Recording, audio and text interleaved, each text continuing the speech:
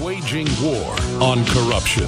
It's Alex Jones coming to you live from the front lines of the InfoWar. Witchcraft to hex Trump's populist battle cry. Trump and Pence and myself and others bring God back in, the God of justice, the God of life, the God of productivity and creation. And they say, no, we want Satanism, we want the occult, we want hexes to kill Trump. This is all over the news, Rolling Stone, you name it. They had their little events this weekend as a bunch of pathetic losers. And guess what? Donald Trump's still alive. Whether you believe in the metaphysical or not, most of these leftists are into the occult. That's why it's called the left-hand path. In fact, they shouldn't be called liberals. They should be called leftist. That's from the French Revolution and the Jacobins. Here's the report. Real hope and real change for America bellowed from the Conservative Political Action Conference in National Harbor, Maryland. If you want to see the Trump agenda, it's very simple. It was all in the speeches. He went around to these rallies, but those speeches had tremendous amount of content in them, right? I happen to believe, and I think many others do, he's probably the greatest public speaker in those large arenas since William Jennings Bryan. This was galvanizing. Remember, we didn't have any money. Hillary Clinton, these guys had over $2 billion. We had a couple of $100 million. It was those rallies and those speeches. All he's doing right now is he's laid out an agenda with those speeches, with the promises he made. And our job every day is just to execute on that, is to simply get a path to how those get executed. We got to mobilize. We got to march forward as if it's the most important time in the history of our movement, because it is. Men and women of this movement, there is no time like the present.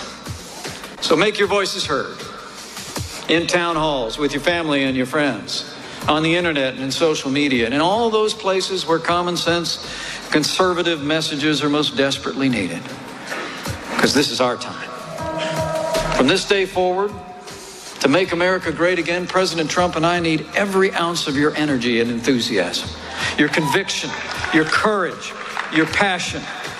And we need one more thing, if you're inclined. We need your prayers. But the First Amendment gives all of us, it gives it to me, it gives it to you, it gives it to all Americans, the right to speak our minds freely. It gives you the right, and me the right, to criticize fake news and criticize it strongly. And many of these groups are part of the large media corporations that have their own agenda. And it's not your agenda, and it's not the country's agenda. It's their own agenda. They have a professional obligation as members of the press to report honestly. But as you saw throughout the entire campaign, and even now, the fake news doesn't tell the truth. And our victory was a win for everyone who believes it's time to stand up for America, to stand up for the American worker, and to stand up for the American flag. And by the way, we love our flag. And by the way, you folks are in here, this place is packed. There are lines that go back 6 blocks. And I tell you that because you won't read about it, okay? But there are lines that go back 6 blocks. There is such love in this country for everything we stand for. You saw that on Election Day. And you're going to see it more and more. Meanwhile, as WorldNet Daily reports, exorcists, witches, and occultists and a number of magical groups are announcing plans for a ritual designed to bind Donald Trump and all who abet him. The rite, requiring a stub of a candle, a pin, salt, matches, a tarot card, a feather, and other odds and ends, calls on spirits to ensure President Trump will fail utterly. It also includes burning a picture of the commander-in-chief, visualizing him blowing apart into dust or ash. Participants apparently have the option of using a baby carrot instead of an orange candle. Among the various spirits invoked are the demons of the infernal realms. Those infernal demons appear to walk among us in the forms of Nancy Pelosi, Chuck Schumer, and George Soros. Truly, witchcraft may be the last avenue to defeat the majority of the will of the American people that the Democrats have left. John Bound for Infowars.com. Very exciting time to be alive, to say the least. You see the establishment completely coming after Trump because he's for real. The book, How Trump Won, by Joel B. Pollak. Thank you so much for joining us. Where do you want to start, my friend? Oh, it's good to be with you. Wow. Tell us about why you wrote the book, what's in the book, and currently where you see the presidency going. Well, let me let you and your viewers in on a little secret. I wrote the book because I expected him to lose. I thought Trump would win the nomination, but like many others in the media, including in the conservative media, I didn't think he was going to win the election.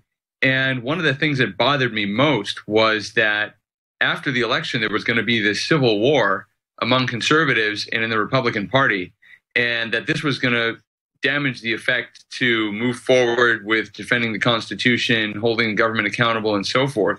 So I was trying to make head or tail of this election and tell the story of how this election came about in the crazy way that it did, and to try to unify all these different strands together and maybe come up with some basis through which the future opposition, which I assumed would be Republicans, could come together rather than tearing each other apart. Sure. You know what's funny? And that's why I wanted to interview you, because I knew that. I heard from other folks at Breitbart that that's where your book was going.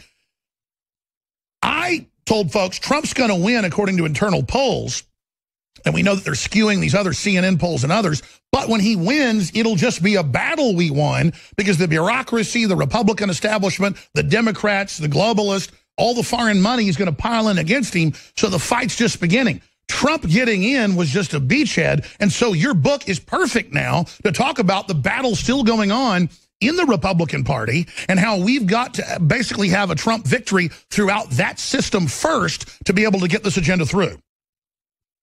Right. Well, my co-author, Larry Schweikart, he was convinced Trump would win from the beginning. And so you talk about those internal polls. He was one of the people feeding some of those polls. He had a group of volunteer pollsters that he pulled together. They called themselves the Renegade Deplorables. And they were feeding information to the Trump campaign that the professional pollsters didn't have. So as you read the book, you find out a lot of interesting facts about how Larry knew that this election was going to go the way it did. But I was on the outside covering the campaign with an outsider's view. I was with the traveling press corps looking at it. Although I was the only conservative member of that press corps, the only person from a conservative publication, I still was traveling with them, seeing what they saw. And so I came to it with some degree of skepticism about whether or not he could actually win. But then as you read the book, you see how I got more and more clues from the people in the audiences at these rallies, from talking to the voters themselves about why they were convinced he was going to win. Sure, we knew that there was a phantom group out there who was intimidated to say they supported Trump. That's what I saw on the streets of Texas, but also California, you name it, when I traveled. But also we saw, if you have access to Bloomberg data, which is huge, or Thomson Reuters, or the Google bots and other systems, that's why the media was so panicked saying Trump can't win, he's a loser, he's an idiot, was because they knew internally as well that he was really 5, 10, 15 points, depending on the poll ahead. When he came out of the RNC in Cleveland in July, he was 15 points ahead in real polls. The big story is Republican and Democratic pollsters were all against Trump. They wouldn't do an honest poll. And that came out in the WikiLeaks as well, that they were, quote, oversampling Democrats, not just 7 points like they claim demographics show, but 15, 20 points. Hell, they had CNN phone polls that had her winning by 76%, my friend. They still got polls out. So when we hear he's at 55 in Gallup, only 10 points up from the election, and they say that's good news, from my research, it's way, way above that, and that's why they're so panicked. Right. Well, one of the other interesting thing was that the media made it so negative to be a Trump supporter that people wouldn't admit to pollsters that they were voting for Trump. And there was one poll that asked people an additional question, not just who are you voting for, but who are your neighbors voting for? And that gave people cover to say, oh, my neighbors are voting for Trump. So they could express their own preference for Trump without admitting it themselves. And those polls were more accurate because that was a more safe way for these people to express their preference. And that's why your book's so important. That's why we're selling it. We sell Roger Stone's excellent book, The Making of the President, a real inside view on the guerrilla wars on the ground for this populist victory. But yours gets into covering it in the campaign, but also the inside strategist and other groups out there looking at real polls. And again, when you're doing a poll, we're not like Democrats that would run out and do a fake poll to say Hillary was 30, 40 points ahead. We were wanting to know, and the groups I was talking to, where Trump really was. And so that's why I kept hammering, and the media made fun of this in thousands of publications. Jones is crazy. He says Trump has internal polls. Conway's crazy. But it's the truth. And the truth is, from our research, Hillary stole 5 states. Hillary tried to steal another 6 that were breaking into the computers. And that's why she was so pissed. That's why they had the Newsweek printed that she was Madam President. It's why they had the book printed where Hillary was going to lead and her daughter, the Bill and Melinda Gates Foundation, worldwide. It's why they had the TV shows where the Madam President's in charge and there's a right-wing rebellion against her that has to be arrested. They were all scripted, all programmed, all ready for this, and it blew up in their face. Well, you know, one of the most interesting polling failures wasn't even in the general election. It was in the primary in Michigan, where Hillary was up 30% over Bernie Sanders in the primary. And then on election day, he came back and beat her. I mean, that's an amazing, it was one of the biggest upsets in the history of polling. But you see, they weren't finding the voters that wanted to come out and vote against Hillary Clinton. They had old pools where they knew they'd get what they wanted. Right. And Trump, I think, accessed a lot of those voters, you know, Bernie Sanders voters, people who cared about the issues Trump was talking about, trade and immigration and so forth, but didn't want to be known as Republicans or Trump voters necessarily. I think one of the reasons the exit polls on election day were so wrong is that a lot of those Bernie Sanders voters walked out of the polling places, didn't want to talk to anybody. They didn't want to talk to the pollsters. It was their vote, their private affair. They didn't want to tell anybody about it. And, you know, Frank Luntz on the day of the election tweeted out, based on the election polls, Hillary Clinton's going to be the next president of the United States. And then after it turned out, of course, quite the opposite, he said this is the biggest disaster in the history of exit polling. But there were a lot of people who just did not want to share their preferences with professional pollsters. Absolutely. Well, look at Hollywood. The Oscars ratings are way down. They couldn't even get who Best Picture was right. They spent most of the show bashing Trump, talking about how he goes to the bathroom at 5 a.m. and, you know, how he's a racist. You could not be more out of touch than the professional pollsters, MSM, Hollywood, this whole group of mummies who just aren't connected to reality. Now they're kind of freaking out, going into panic mode. Where do you see all this going? Well, it's very interesting because there's a lot of panic right now in the media for two reasons. One, they tried to stop Trump from winning and they couldn't do it. So he undermined their power. And the other thing is they're trying to get the American people to turn against him. But Trump's voters aren't leaving him behind because he's doing so far most of what he promised to do. So he's undermining the media's credibility and he's still going over. And by the way, when they block him, the media acts like he went back on a promise when he just keeps fighting. That's right. And he's laying out an agenda in addition to taking these executive actions and executive orders. But he's laying out an agenda to achieve what he told people he would achieve. Now, obviously, he promised some very big things, some of which are going to be very hard to deliver. But as long as he doesn't turn his back on his own voters, and I don't think his own voters feel that he has, he's going to remain in that strong position. And the media really should know that this works because basically that's what Obama did. I mean, Obama kept his coalition together so that even when he was letting down the rest of the country, even when the independents deserted him, the Obama voters were still in his camp, and that's how he came back and won in 2012. So we've been in this movie before, but the media thinks it only goes one way. That's right. And Obama, of course, is keeping his coalition. He's moved in close to the White House in a bunker. He's saying he's going to help foment with Soros this whole downfall of Trump. That only makes it more clear to everybody who's a populist of every race, color, and creed that Trump's the real deal. In fact, for me, because I'm somebody that's a big skeptic, big anti-establishment, but I study what Trump actually does. The research, the on-targetness, it's almost unbelievable how good he is from my populist, hardcore libertarian perspective. I mean, he's just so good. It's unbelievable. He really approaches things from what's right, what's just, what's common sense. I mean, I'm sorry, I have to fawn after Trump. Well, here's the other thing about it. You know, he brings his skills as a businessman to the Oval Office, but when people talk about that, they tend to focus on the management skills that you bring from the business world. The other thing he brings is a feeling for the consumer. And politicians don't have a sense for the consumer. They never offer us what we want. Oh, yeah. If you're in business as a salesman or as a service person, then you better be dialed into what people are saying or you're done. Exactly. Pelosi's up there saying she hasn't done anything wrong and thinks Bush is still in office. And, you know, Waters thinks that the Russians have invaded Korea. Now, you talk about disconnected in la-la land. Right. So he had a feeling for the consumer, and he knew better what was going on in the minds and hearts of the people in that audience than the professionals did and the consultants did. All right. Well, let's talk about where it's going. We have the author, Joel B. Pollak, Breitbart News Senior Editor at Large, How Trump Won, available at InfoWarsStore.com, Breitbart.com, just wherever you get it. Don't get it from Amazon because then Bezos gets $600 million a year from the CIA. Literally, that's mainstream news, to run the Washington Post and engage in deceptions and evil. So try to get it from Breitbart.com or Infowars.com, because Breitbart.com and Infowars are all being blocked and hammered and attacked, and our advertisers taken, because we're patriots. We'll be back. Stay with us.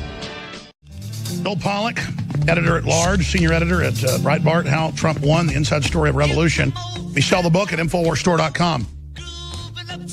And here's the bottom line. You may already know about all of this stuff, but most people don't. And if you can even get a so-called liberal to read something like this and to see the manipulations, the deception, all the things that were in WikiLeaks, they can really wake up to how they're being conned. Because a lot of liberals actually believe Trump is this evil, horrible racist who's out to get them. And once they buy into that mindset, it's hard to get them out of it. Now, coming up in the next segment, for the next hour and a half, I'm going to take your phone calls, cover clips, cover what happened at the Oscars, and more. So I'll give out the toll-free number at the start of the next segment. Going back to Joel Pollak. Joel, anytime you've got a big story at Breitbart, you want to get out on air, give us an email or a tweet. We'll get you on for 5, 10, 20 minutes, whatever you want to do. But congratulations on the book. I've only read part of it. I look forward to reading the whole thing, but I'd gotten the inside scoop on what it was on. I was actually aware of some of the things in it that I'd kept close to the vest. So I'm glad we can talk about some of the things that are now in the book.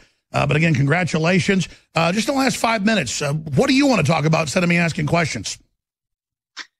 Well, let's talk about, as you said, the road ahead from here and where Trump's going to go. This week he's got his first address to a joint session of Congress.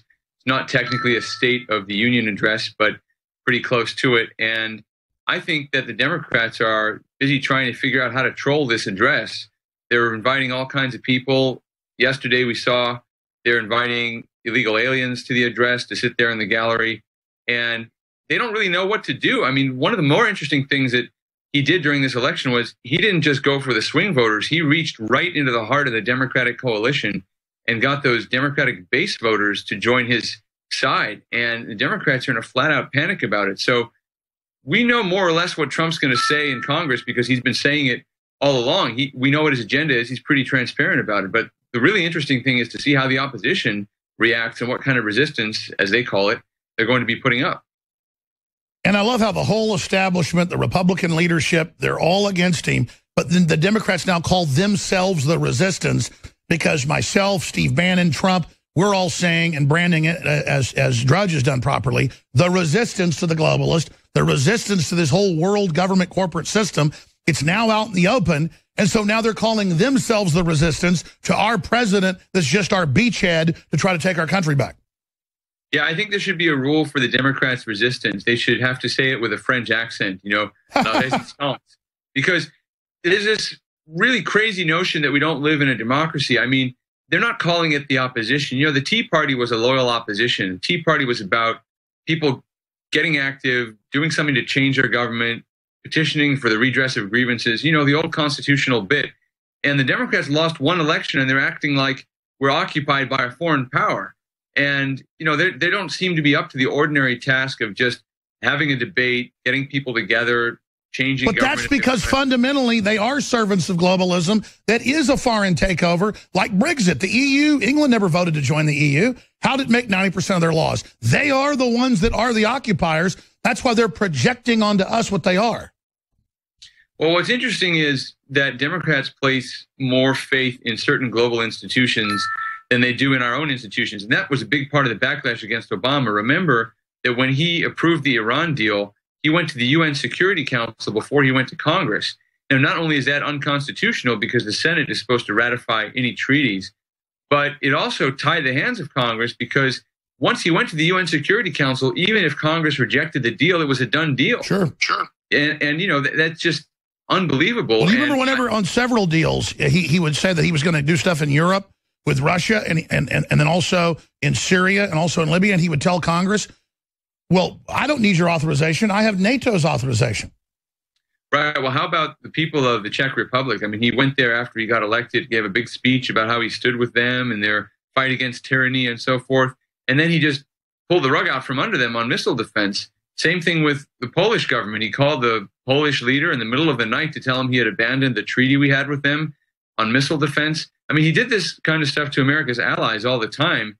and place faith in some of these global institutions and faith in enemies, frankly, not just the Iranian regime, but others. And that's what people really felt angry about. And you didn't have to care that much about foreign affairs to be pretty upset at the way that Obama was violating the Constitution in the service of some of his other goals. Sure. And look, it's just like the Iranian director bad-mouthing America for not having open borders last night when they don't have open borders in Iran, and they're all cheering, some guy promoting Iran at the Oscars when none of those Hollywood folks would be allowed to be free in Iran. It's truly just a bunch of American-hating garbage. We loyally want to make America better and criticize our government when it's wrong. We don't hate the country or want to pull it down. Get the book at InfoWarsStore.com. How Trump Won, The Inside Story of a Revolution by Joel B. Pollak. And then donate one to your library or, give one to a friend. This is how we have a cultural revolution against their cultural revolution, is with information war, and the truth's our weapon. Thank you, Joel. We'll be back with your phone calls and more. It is so fitting. I think the word they use is apropos. That they spend the entire 3+ hour long, super boring, elitist,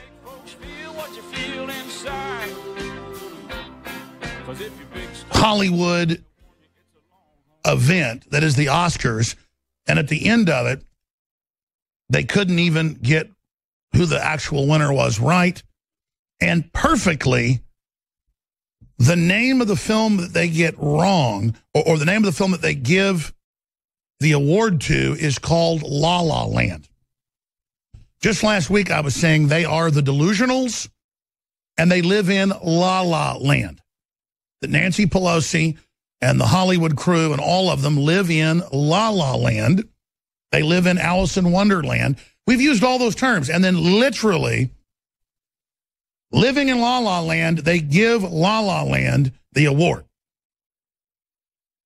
What is the definition of apropos? I'll tell you, I got the crew on their toes out there. They're so fast. We got to go to the definition of apropos before I play this clip and then give the toll-free number out.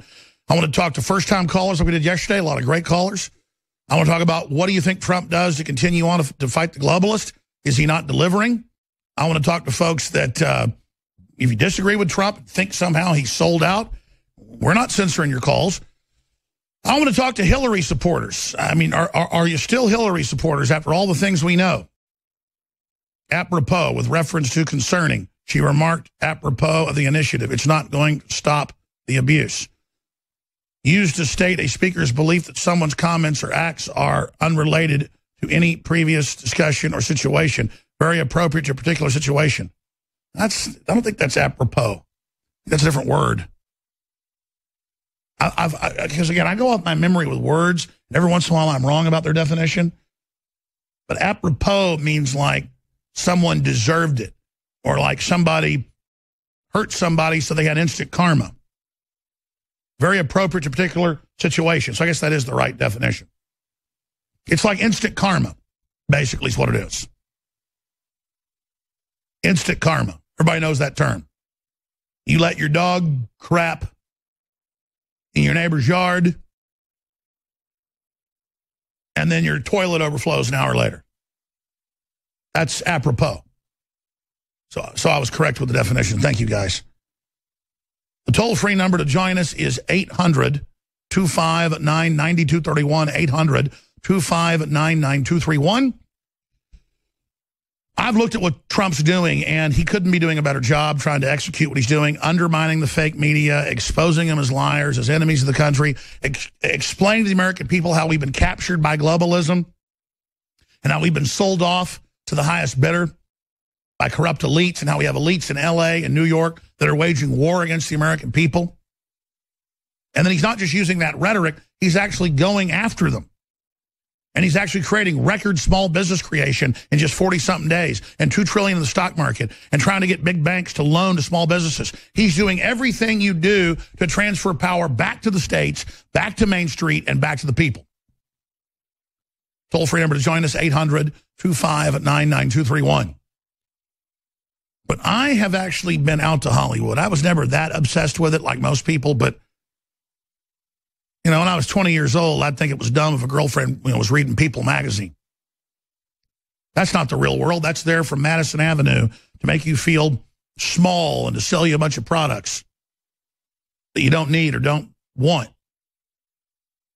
That's there to make you think these are really cool people so you'll culturally follow their ideas that are the opposite of what is needed to have a successful life.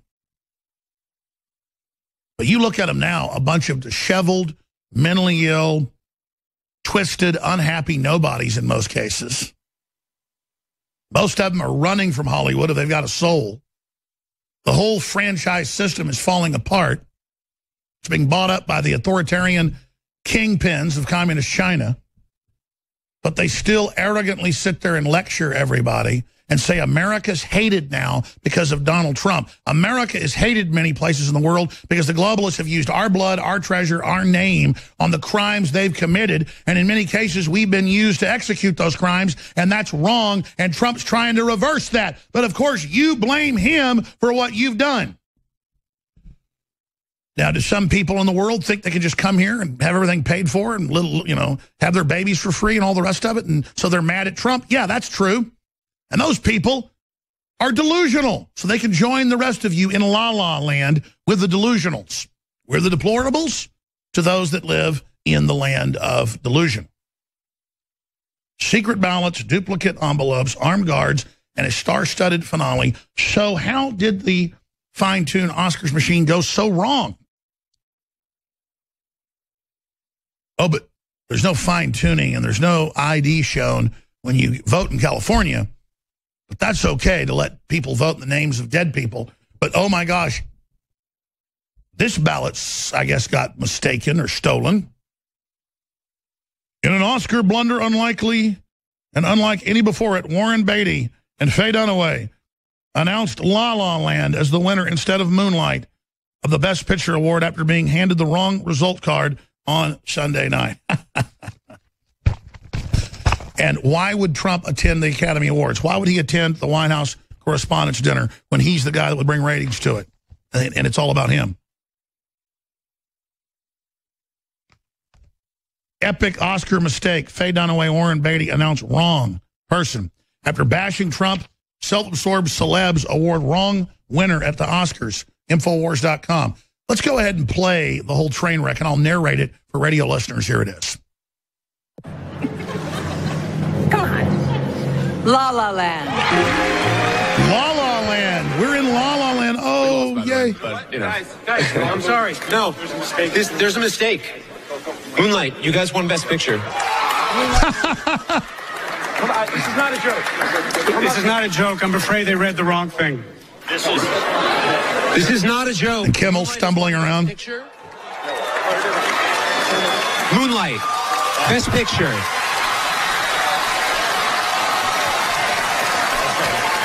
As if any of it matters. And look, cinema can be incredible. But it's a representation of the real world that's even more incredible. I'm sorry. It's art. When it becomes a bunch of arrogant peacocks owned by communist Chinese, This is very unfortunate. it's a joke on them. But it's karma. I blame Steve Harvey. It's apropos. I would like to see you get an Oscar anyway. Why can't They sit up there and lie about our president. They lie about the populist awakening worldwide. They call it racist. They call it evil. When they pitch all their Hollywood race and religion and sex division films, this empty, corrupt, pedophile-stacked system where they promote Roman Polanski. Warren, what did you do? These people are a joke. What happened? I opened the envelope, and it said... And now they become the joke. La La Land. See, that's providence. That's the bad luck they've got. Everything Trump does has a golden touch. And at you, I wasn't trying to be funny. Everything they do turns into a pile of steaming garbage. Thank you very much. Thank you very much. Look at these people. Look at Whoopi Goldberg.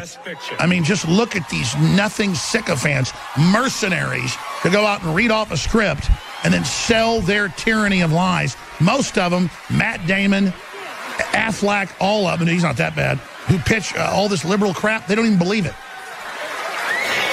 I know that for a fact. I've been in Hollywood. I've been around it. They're either super depressed and want out, or they're totally just insane mental patients that do whatever they're told. They're actors. It's fake.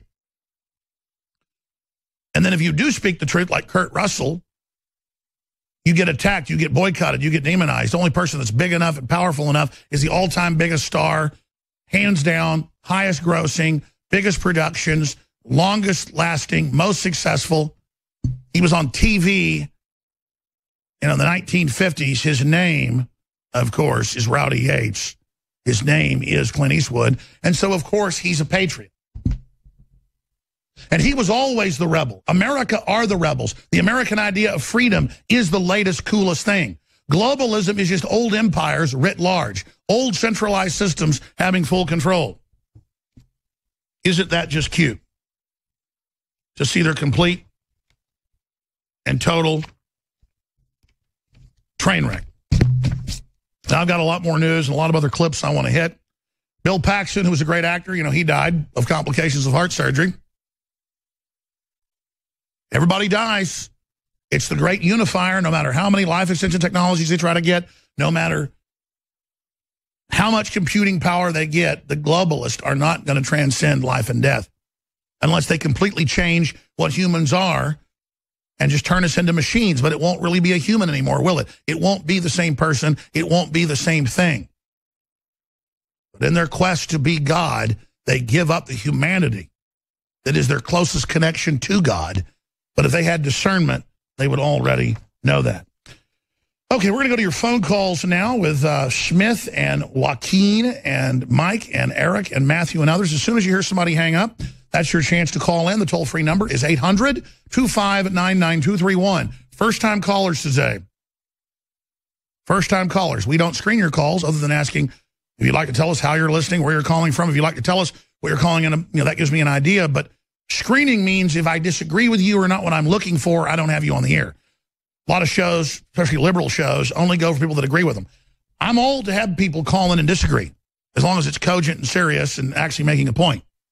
But I'm trying to go to each person and move on as quickly as I can because I'm bad about not going to calls, and when I do, kind of loitering on it. So let's go to your phone calls right now. Who should we talk to first? Let's go ahead and talk to Mike in Oregon. You're on the air. Hello? Yes, you're on the air worldwide. Yeah, Vladimir Putin slipped that envelope in the back, right? Yes, oh, absolutely. Well, when the Patriots won the Super Bowl, because Trump likes them, that was Putin. And absolutely, Vladimir, that's a good meme. We got to tweet that out showing, the mess up at the Oscars, and then say, mess up at the Oscars, and under it say, Putin did it. Yeah, intelligence sources confirm. Matt, were you just on air when you said that? No, the rule is when you want to pop on air with a good point, you pop on yourself, Matt. That's right. Intelligence sources confirm. Unnamed. That's what we say. Intelligence sources confirm. Oscar screw up. Intelligence sources confirm. And then under it real big, Russia did it. Absolutely, Russia did it. That is pure genius, Mike. Go ahead. Yeah, I frequently shop over at Sportsman's Warehouse and a bunch of other gun stores, and I'm starting to see these little twits out there trying to buy handguns and rifles. And it's honestly good to see some manhood rising out of them because the purple socks and other things are just indicating the most manlyhood out of them. But let's bring up what you're talking about for listeners that don't know. Mainstream news reports the last 2 months since Trump got elected, or 3 months, that record gun sales with quote liberals, and they say you can't trust the government. They may come after us. We've got to defend ourselves. Now, it's twisted, but at least they get the Second Amendment and 1776 and understanding that, yes, we the people have a right as a counterbalance, even if it's twisted, even if it's misguided, even if they're going after the very thing, that they claim they've discovered. It shows they finally understand it's about self-defense. It's about individual rights. It's about the individual, not about some great collective state you worship. They worshiped the state before. Now that their enemy is in control of the state at some level, they are having the come to Jesus moment where they are now getting guns as a check and balance against an out-of-control state. The circle is now complete. Yes, it's a beautiful thing. Go ahead. Yeah, it's becoming the new trendy thing amongst liberals quietly, and the media doesn't really want to report on it. And it's quite funny. This should be interesting in time because I don't know what the media is going to do when Trump's actually liked by all these people. Because I just feel like the tide's going to turn here real soon, and that these people are going to be facing the monster that they created. And going to be big trouble for them here real soon when it becomes trendy to like Trump, to like guns, to like freedom, to, just like security and just a honest, prosperous country. Great points. Great caller. God bless you. Thank you, Mike. I love callers. They bring up points I wouldn't have gotten to. Let's put that back on screen for radio listeners. I want to read it to people. TV viewers obviously see the crew pull up articles as we speak. Why U.S. liberals are now buying guns, too. BBC. Will you print me that, please? Thank you. I never really addressed this properly. I've talked about it some. We should do a whole report of how they're finally getting it. They're finally understanding. Now, there she is, I think, shooting a Ruger 22, if I'm looking at that. But whatever. That's a good little beginner gun. It's a fun little plinking gun. The point is that they finally understand why there's a Second Amendment, even though they're misguided. And the media actually has been reporting on the fact that this is going on. So welcome to the club, folks. Welcome. You finally are starting to get so whacked out that the circle has gone all the way around, and you're actually coming back towards reality. Now you're going to go out and shoot guns, meet like-minded people. You're going to be around conservatives, patriots, libertarians, just pro-human folks, pro-human empowerment movement. And I guarantee you the next step is you're going to convert to reality. Just like I've taken out countless libtards. And I call them libtards because they are liberal, they're uninformed, they're very retarded historically and culturally. And within minutes of shooting bullseye, they're saying, why couldn't I do this? I'm not a bad person. It's true. Only criminals have guns if I don't them. This is incredible. It's instant. It's victorious. It's always the same if you can get them out. Then they learn proper safety, proper stowage, and then they begin to believe that they could be free as well. And then they understand, yeah, Piers Morgan has a bodyguard and armed defense at his house, but he doesn't want me to have a gun. Michael Moore does too. That's not right. That doesn't make sense. Eric in Indiana, you're on the air. Go ahead. Like the first-time caller, long-time listener. Just wanted to touch base with you on a subject here. A lot of people are haven't really heard much on. We heard Spicer the other day talking about enforcing the laws on recreational marijuana. Now with Jeff Sessions in, everybody knows he's a big drug war advocate, fighting against the devil's lettuce and all that. And what if we could get Trump to maybe reschedule it? That way he can appease the evangelists, that he is fighting, the law or upholding the law, but then he could appease the leftists and the trendies and everybody that are all pro marijuana and get them on board with states' rights. No, I hear you. Let me make a point on this. You're making a great point, Eric. Thank you. Trump was wrong, in my view, about torture. He now talked to Sessions. He now talked to Mattis and agrees that the policy shouldn't be torture. Okay. He's been a little bit wrong on surveillance. Now, as he learns more about it and how it was used against him illegally, he's starting to shift towards a better position. But he's Americana. He means well. He goes off his own common sense, and that's why he doesn't flip-flop. When he learns he's been too extreme or wrong, he moves towards common sense. Now, on the subject of alcohol, he had a brother that drunk himself to death. That's admitted. And so Trump is really anti-alcohol. Now, he's got kids that have a wine company. I don't think a few glasses of wine is bad for you. It's been proven to be good for you. So he's moderate on it, but extreme in his own personal views. But he believes you have a right. He's seen what marijuana does to some people that are undermotivated. It turns them into people in their mom's basements. It's very destructive for some people. Has a lot of great medical uses. Helps a lot of people that are high-strung. Studies show it's much better than Prozac and, other stuff. But it can be destructive. If you're an alpha male, athlete like Joe Rogan, who's super high-strung, some marijuana, is good for you. But if you're somebody that's already not motivated, you're going to end up being a zombie. I mean, it's true. I'm for decriminalization so our prisons aren't filled with nonviolent people. I do believe it should be a state's issue. Obama said it would be, but double-crossed that and increased marijuana enforcement federally. I agree that marijuana should be decriminalized and should be available for recreational use in adults because it's a free country, it's a free world. And if you can go drink a bottle of Jack Daniels, it's not good for you. We shouldn't have to pay for it when your liver fails, but that's your right to do that. And if you want to blast your brain and turn yourself into a zombie with a super high-powered marijuana they got, that's your right. I want our police going after rapists and arsonists and criminals and white-collar fraudsters and people that write, hot checks over and over again, and people that run scams and illegal aliens that have committed crimes. I don't want them running around looking, for marijuana in your car. Now, that said, I know that a lot of drug use, take prescription stuff, is a disease. It is an addiction. You can have hillbilly heroin a doctor puts you on. That's the same thing as heroin that shipped in from Afghanistan. The two are the same. And I think if you catch people with it illegally, it should be taken away, but I don't think there should be big penalties because they're addicted. Now, if you're selling it to kids, that's different. I think there should be serious felony laws about drugs and kids because that's contributing to the delinquency of minors. So the drug laws are really pretty common sense if you want to have them that way, but they're not. You sell drugs, legal or illegal to kids, it's a very, very stiff penalty because you're contributing to the delinquency of minor and you're getting it inside a family. And it should be back to the states.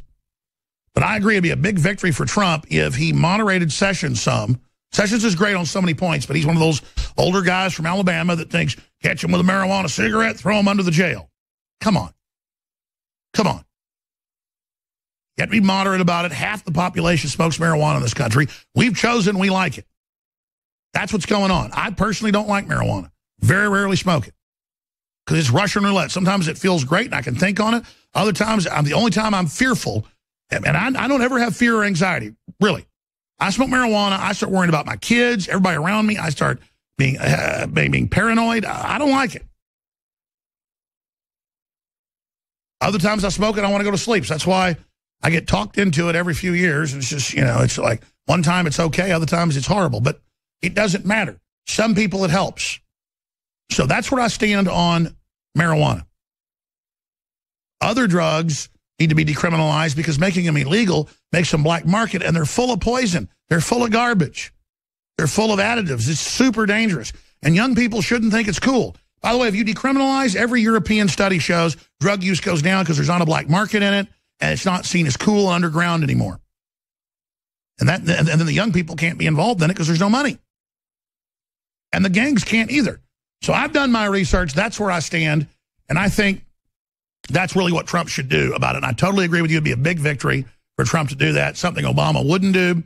And I think he should leave it to the states and say, as long as you're not giving drugs to kids, and as long as you're not selling it, distributing, as long as it's for your own use, then it should not be a serious crime. And then make it where you can get it legally, and if they catch you with it illegally, then it's like a ticket. That's decriminalization. I do not think it should be wild, wild west, just, marijuana everywhere. Believe me, I was in, a while back, 2 years ago, I was in Denver. They just legalized it. And I said, let me go to one of these things. And I went to the dispensary, and I went in there, and I bought some marijuana, and I smoked it. And, I laid down at 5 o'clock and woke up at midnight. It was just like, good God, this is like drinking a half bottle of whiskey.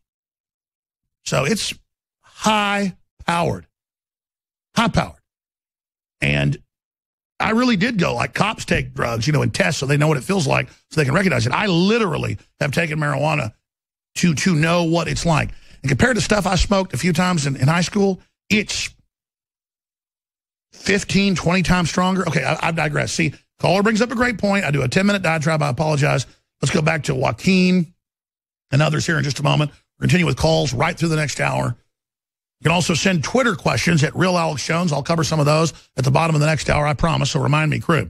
Briefly, we are selling the new book that I mentioned here, How Trump Won, The Inside Story of a Revolution by Joel B. Pollak. Documents a lot of the internal polling I told you about that I was made privy to by the campaign and others. Also, we are ending a special tomorrow at the end of the month. February only has 28 days, folks, where you can get 33% off so many of the products, 25% off on some of the other products, you name it.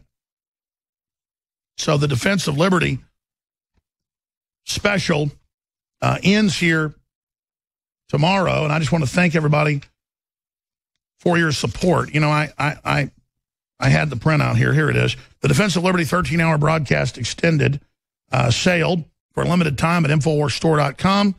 Defend InfoWars extended special. We're getting censored, blocked off being able to advertise on Google. They want to make us rely only on the audience, not to go out, sell products outside the audience, and then fund the show to reach everybody. See how we do that? Silver Bullet Colloidal Silver, 33% off. Super Male Vitality, 25% off. Brain Force, 25% off. Survival Shield X2, the Good Halogen, 25% off. Caveman, 33% off. Donald J. Trump and Ronald Reagan lithographs. The second edition of a new color, new variant, and we're not going to sell these anymore. $19.95. Those are almost sold out on parchment paper. The Alexa Pure high-quality water filtration with a 3-month supply of InfoWars storable food powered by MyPatriot. That's available.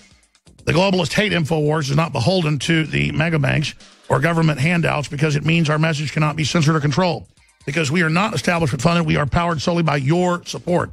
Help defend InfoWars and take advantage of these new mega specials at InfoWarsStore.com. That's InfoWarsStore.com or InfoWarsLife.com. If you sign up for the free newsletter at InfoWars.com/newsletter, we're going to email you discounts of 50% off only to newsletter holders today at 4 o'clock. InfoWars.com/newsletter. Thank you for supporting us, and thank you for your prayers. We don't believe in them, we rely on them.